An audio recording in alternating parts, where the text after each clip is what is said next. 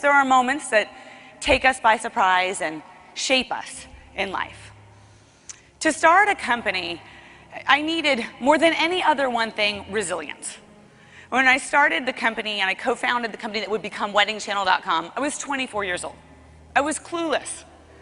I certainly haven't been successful because I had all the answers. I figured everything out from go, or I wasn't afraid. In fact, I attribute a lot of my success to being naive and clueless. I still remember in the early days of co-founding Wedding Channel, I was in business school, and my business partner and I were deciding, should we drop out early and start this company?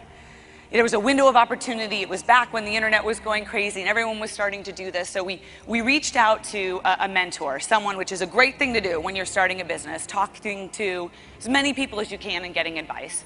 So we reached out to the old boss of my business partner. He had been a CEO and he had run a company. So we thought, he would know a thing or two. And he came and he met us in the school cafeteria to give us some advice before this big venture capital presentation. And we sat him down, and with great zeal and conviction and confidence, we walked him through our business plan and explained to him exactly why our company was destined for greatness. And he heard us out, and he looked at us, and he just said, "I envy you because you are so naive." And that was definitely one of those moments where you're thinking to yourself, is that a compliment? Because somehow thank you is not rolling off the lips right now. But then he went on to say, I have been down this path before, and here you are going down it for the first time. So for you, you just see what's ahead of you. You don't see around the corner. And what you see is, okay, there's this one wall, it's funding, and you think, I can do that. I can climb over this wall. I've got energy for that. He's like, but I've been down that path. So I know that right after that one wall is another one, and then another, and another, and another. And I'm too tired thinking about it to even try. And I digested that for a second, and then with great sincerity, I could say to him, thank you. Because at that instant in my life, I made a pact with myself to never let life or experience take away my optimism, to always keep that little bit of crazy, that overconfidence that drives tenacity.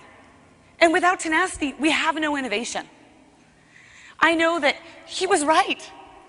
And when doing that company, you better believe there were problems. I always joke that if I were to write a book on entrepreneurship, I would do it in the Dr. Seuss style. And it would be problems here, problems there, problems everywhere. There were lots of walls, but we had passion and we had persistence, and we simply outlasted our problems. Then, 7 years later, or 7 years ago, I went to start the company that would become Stella & Dot. I was slightly less clueless, but only slightly. I didn't really know what I was doing. I had another full-time job. I started out of my living room. I really became obsessed and passionate with the idea of building a better home-based business platform for women. So even though I had a million reasons why I shouldn't be doing this, I couldn't let it go. I went to learn everything I could, and I went to the Industry Association conference to talk to lots of people. I was all by myself, but I thought I should get out there and learn what I could. I remember being miserable. I was pregnant, and I had the morning sickness, the kind that lasted all day, and I was supposed to be networking, and really all I wanted to be doing was napping and eating a lot of falafels. It was a pregnancy craving that, my daughter's 7, and I still have that craving. But, I was out there, and I just made myself do it, and I learned more. And eventually, I just kept trying and kept doing, and I got up every morning and tried harder until it existed, because I was passionate about our mission. What I have chosen to learn from life is that I would rather be a naive optimist than a realist that's too tired to try. And what I've now come to believe is that if you believe enough, and you work as hard as you believe, that impossible, indeed completely unrealistic things can truly happen. Today, this year, Stella & Dot, and then just this year alone, will pay over $50 million out in commissions to our small but growing tribe of phenomenal entrepreneurs that run their part-time flexible Stella & Dot business from home. That's a real dream come true, because it's so gratifying for us to know that in these precarious times, these women who have made the choice to take control of their life, we've been able to be the platform for that. And that incremental money of these women that had been sidelined or underemployed or just simply underhappy found a place to thrive and come to life with Stella & Dot. So I'll tell you a little bit more about Stella & Dot. As the introduction said, we were named after our grandmothers. Because think about that generation of women. Okay, they sailed across oceans, got the vote, went to work when their country went to war, clipped coupons, raised families. They were resilient. And we inherited that from that generation. In fact, I want to tell you a little bit of the story of one of my grandmothers, Angelina DeLullo. Can you tell she was Italian? She was about this big, right out of central casting. She wore a house coat and a dress every single day.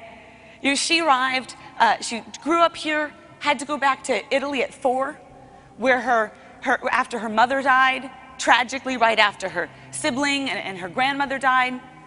She was educated to the 4th grade, ultimately got to come back to America, arrived in the midst of the Great Depression. 16% unemployment, banking crisis. Sound familiar? She couldn't speak English, so she worked in a factory. 8 years to pay back her passage. She got married, had 2 sons. Her husband died, leaving her with a 1-year-old and a 3-year-old. She was afraid they'd be taken away from her. So she moved her family into one room of the house, took in boarders. She had a job sewing and mending by day. She stuffed jelly into donuts at a bakery at night. She thought about what she could do and what she did have. She thought about being grateful for having her sons with her. She never used her lack of education or her circumstances as an excuse. She was resilient. Every day I'm inspired by so many women just like you that I meet, that choose to live a more bold and joyful life.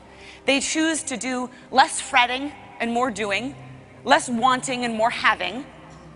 They get up every morning and choose to pursue a passion, ignore the naysayers, to be daring and to be different, to be happy, because that is a choice, and it's one that you can make every single day. I am grateful for that inheritance. And you know what's amazing? You have that in common, because you're a woman.